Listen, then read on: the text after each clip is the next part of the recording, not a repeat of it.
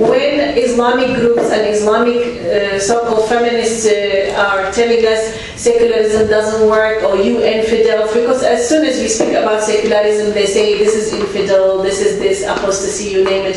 It is not about that. Secularism is not about banning religions or abolishing mosques and temples and you name it. It's about separating religion from the state and education system, as well as the laws, the laws are very important for women. I mean, one of the biggest problems in the Middle East that we have and we suffer from is the personal status code, family law. It is in almost all our countries are based on Islamic Sharia law, or some sort of interpretation of Islamic laws that allows polygamy, that allows half inheritance, that allows whipping and lashing. It might not take place in some countries, but it takes place. Stoning of women to death in public still takes place in Saudi Arabia and Iran and Afghanistan, for goodness sake. It's not lashing women, it's stoning to death. We know that there are in Iran happening, in Saudi Arabia and all other countries are happening. So for us to be loud about separating of mosque from the state is very important. I think it's not only important, it's a matter of principle for secularists, for people like us who have first-hand experience of oppression and the religious rule.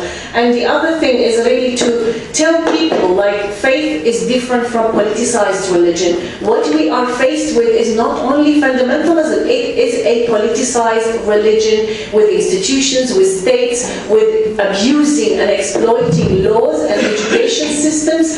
In Iraq, just last week, the new government started to closing down the bars, nightclubs, public places for men and women. They have closed down the arts and music section of the Baghdad Institute of Fine Art. They went and said the statues in the courtyard has to be broken because they are naked. I think they're arousing men. What do they have to do with statues? So it's a sort of Afghanization of Iraq is taking place.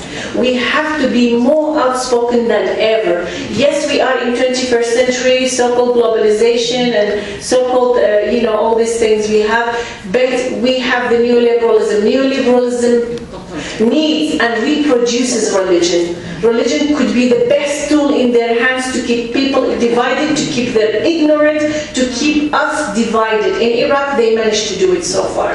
We have the biggest, bloodiest fight between these sects for the last 7 years.